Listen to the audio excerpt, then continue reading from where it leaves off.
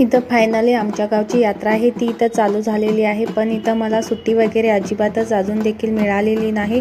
तुम्ही इथं पाहू शकता की इथं यात्रा आहे ती इथं स्टार्ट झालेली आहे आणि आज इथं सोमवार आहे। मंगळवारपासून यात्रेला इथं म्हणजे यात्रा सुरू झालेली आहे आणि इथं पाळणा वगैरे ते देखील इथं आलेला आहेत।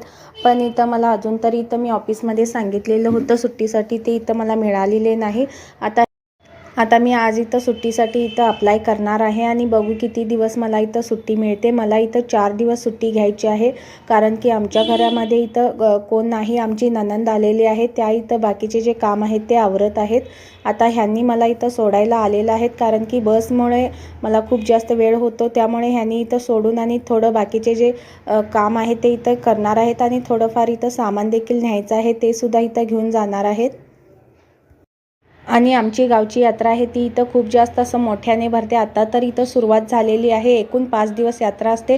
आता ही कुत्र्याची पिल्ली आहे ती इथं आम्हाला पुढं जाऊच देत नव्हती, गाडीच्या समोर इथं आलेली होती, त्यांना बाजूला करून आम्ही इथं निघालेलो आहे आणि इथं समोरच आमचं ऑफिस आहे। आता हे ऑफिसला सोडून बाकीचे जे सामान आहे ते घेऊन जाणार आहेत आणि मी इथं छोट्याशा म्हणजे फायनान्स कंपनीमध्ये इथं जॉब करते आणि मला सुद्धा इथं म्हणजे यायचं अजिबातच होत नव्हतं, पण आपल्या गावची यात्रा असते ना, आपल्या गावची यात्रा म्हणजे सगळ्यांसाठीच इथं खास असते आमच्यासाठी।